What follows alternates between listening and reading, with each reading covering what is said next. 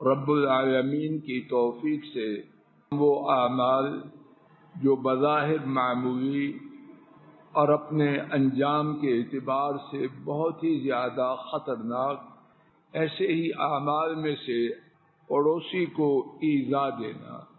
امام بخاری رحمہ اللہ نے حضرت ابو شریح رضی اللہ تعالی عنہ سے روایت کیا کہ یقیناً نبی کریم صلی اللہ علیہ وسلم نے فرمایا، واللہ لا یؤمن واللہ لا یؤمن واللہ لا یؤمن، اللہ کی قسم ایماندار نہیں ہوتا، اللہ کی قسم ایماندار نہیں ہوتا، اللہ کی قسم ایماندار نہیں ہوتا۔ نبی کریم صلی اللہ علیہ وسلم کو سچی بات کہنے کے لیے 3 قسمیں کھانے کی کوئی ضرورت ہے، اور بات کی حتمی اور بات کے حتمی قطعی اور اٹل ہونے کو بیان کرنے کے لیے 3 دفعہ کہنے کی ضرورت ہے۔ آپ کی 1 دفعہ فرمائی ہوئی بات بغیر کسی قسم کے پوری کائنات بدل جائے، وہ بات نہیں تبدیل ہو سکتی، لیکن پھر بھی قسم کھائی 3 دفعہ اور بات کو دہرایا کتنی دفعہ؟ 3 دفعہ۔ قیل، عرض کیا گیا، ومن یا رسول اللہ صلی اللہ علیہ وسلم، کون ہیں اے اللہ کے رسول جن کے بارے میں آپ اس قدر تاکید سے فرما رہے ہیں؟ قال، حضرت صلی اللہ علیہ وسلم نے فرمایا، الذی لا یأمن جارہ بوائقہ، وہ شخص کہ اس کا پڑوسی اس کی شر سے محفوظ نہ ہو۔ اللہ اکبر۔ نمازیں ہیں، روزے ہیں، صدقہ و خیرات ہے، حج و عمرہ ہے، اگر پڑوسی کو تکلیف دے رہا ہے، اور تکلیف دینا نہیں، یہاں تو صرف بات ہے کہ پڑوسی اس کے شر سے محفوظ نہیں، تو اس کا ایمان کدھر ہے؟ خوفناک بات۔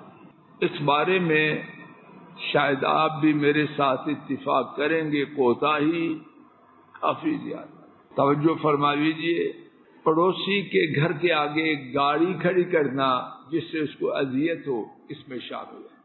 اپنا کوڑا پڑوسی کے گھر کی جانب رکھنا جس سے اس کو تکلیف ہے، وہ اس میں داخل ہے۔ رات کو ایسی صورت اختیار کرنا کہ اس کی پسندیدہ یا ناپسندیدہ، قرآن کریم اونچی آواز سے لگا دیا، اب رات کا وقت سونے کا ہے، میرا دل چاہے، آپ کا دل چاہے قرآن پاک سنیں، لیکن اس کی آواز سوئے ہوں کو بیدار کرنے کے لیے استعمال تو نہ کی جائے۔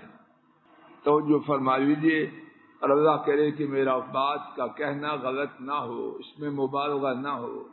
اگر قرآن پاک رات کو جو سونے کا وقت ہے ایسی آواز سے پڑھا جائے یا ریکارڈر سے سنایا جائے کہ پڑوسی کے آرام میں خلل ہو اور وقت و سونے کا اس کی اجازت ہے، تو گانے، ڈرامے اور دیگر بکواس اس کے ساتھ پڑوسی کو تنگ کرنے کی اجازت ہوگی؟ اللہ جانے کہ وہ گناہ کہاں کا کہاں پہنچتا ہے۔ گھروں میں ایسا نظام اختیار کرنا کہ رات کو اڑوس پڑوس والے تنگ ہو جائیں، گپے مارے ہیں اونچی اونچی آواز سے، کہکے ہیں، ہنسنا ہنسانا ہے، اور پڑوسی بیچارہ کوئی بچے پڑھ رہے ہیں، کوئی بیمار ہے، کوئی عبادت میں ہے، کوئی پرواہ نہیں۔ اللہ نہ کرے یہ ساری چیزیں اس میں شامل۔ پڑوسی کا کوئی بچہ اپنے حدود میں آ گیا آخری حد تک یا کچھ اس کو تکلیف پہنچائی، اس کی شریعت میں اجازت نہیں۔ یہ ساری باتیں پڑوسی کو ایذا دینے میں شامل ہیں، اور مومن پڑوسی کو ایذا نہیں دیتا بلکہ اس کا خیال رکھتا۔